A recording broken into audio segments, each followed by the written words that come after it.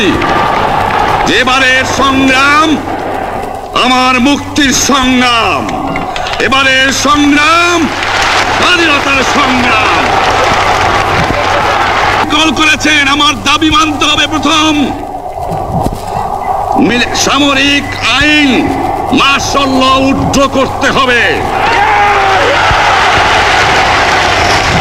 সমস্ত সামরিক বাহিনীর লোকদের ব্যারাকে ফেরত দিতে হবে, যেভাবে হত্যা করা হয়েছে তার তদন্ত করতে হবে, আর জনগণের প্রতিনিধির কাছে ক্ষমতা হস্তান্তর করতে হবে। তারপরে বিবেচনা করে দেখব আমরা অ্যাসেম্বলিতে বসতে পারবো কি পারবো না।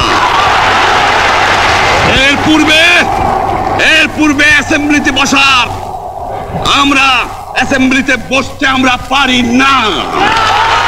গুলি চলে, আর যদি আমার লোকের উপর হত্যা করা হয়, তোমাদের উপর কাছে আমার অনুরোধ রইল, প্রত্যেক ঘরে ঘরে দুর্গ গড়ে তোলো।